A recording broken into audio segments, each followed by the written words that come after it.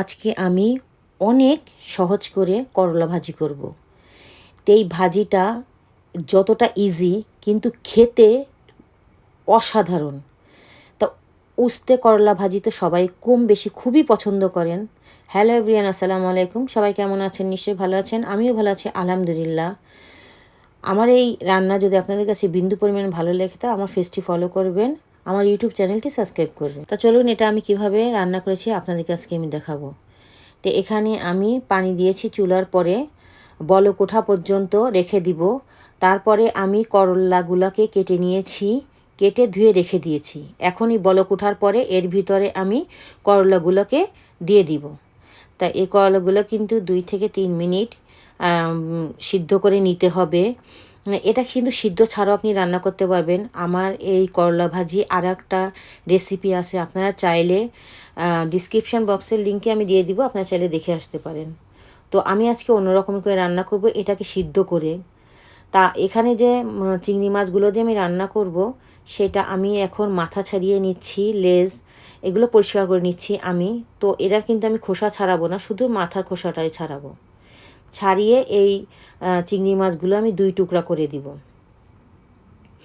বড় আছে, আস্ত দেওয়ার দরকার নেই, এখানে আমি 2 টুকরা করে দিব।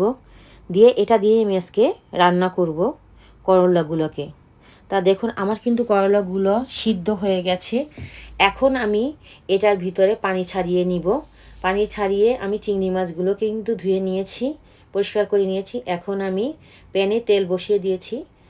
তা তেলের ভিতরে এখন আমি পেঁয়াজ, বড় একটা পেঁয়াজ নিয়েছি, পেঁয়াজ কুচি। একটু পেঁয়াজ কিন্তু অবশ্যই বেশি দিতে হবে। এখানে আমি 10-12টার মতো কাঁচামরিচ নিয়েছি। এখন এর ভিতরে চিংড়ি মাছগুলো দিয়ে দিতে হবে, দিয়ে 2 থেকে 3 মিনিট এটাকে ভেজে নিতে হবে। অবশ্যই কিন্তু এই পেঁয়াজের সাথে চিংড়ি মাছটা দিতে হবে। সব সময় আপনারা চেষ্টা করবেন কাঁচা পেঁয়াজের মধ্যেই করলা বলেন, উস্তে বলেন, এগুলোকে ঢেলে দিতে। তো আমি চিংড়ি মাছগুলোকে ঢেলে দিয়ে 2 থেকে 3 মিনিট ভেজে নিয়েছি। নিয়ে এখানে আমি স্বাদ মতো লবণ দিয়েছি, 1 চা চামচের মতো আমি লবণ দিয়েছি। দিয়ে এটাকে ভালো করে ভেজে নিয়েছি। নিয়ে এখন এর ভিতরে আমি করলাগুলো ঢেলে দিয়েছি। দিয়ে এখন এটাকে আমি 2 থেকে 3 মিনিট রান্না করে নিব। নেওয়ার পরে এখানে কিন্তু আমি একটু আলু ইউজ করব। আর আলুটা এতটা নরম, এজন্য আমি আলুটা পরে দিব। নাহলে সাথে সাথে দিলে হবে কি, আলুটা খুব তাড়াতাড়ি সিদ্ধ হয়ে যাবে। তখন আলুগুলো মানে নরম হয়ে একদম দেখতে বেশি একটা ভালো লাগবে না, সেজন্য আমি এখন দিয়েছি। এটা কিন্তু জাস্ট 5 মিনিট হলে রান্না হয়ে যাবে। তো আমার কিন্তু রান্না শেষ হয়ে গেছে। দেখুন কালারটা কত সুন্দর এসেছে।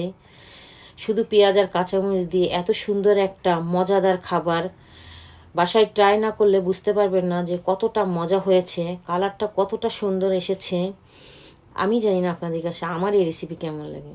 যদি ভালো লেগে থাকে অবশ্যই ফ্যামিলির কাছে শেয়ার করবেন, ফ্রেন্ডের কাছে শেয়ার করবেন। তো আজকে এই পর্যন্ত, সবাই ভালো থাকবেন, সুস্থ থাকবেন। আসসালামু আলাইকুম।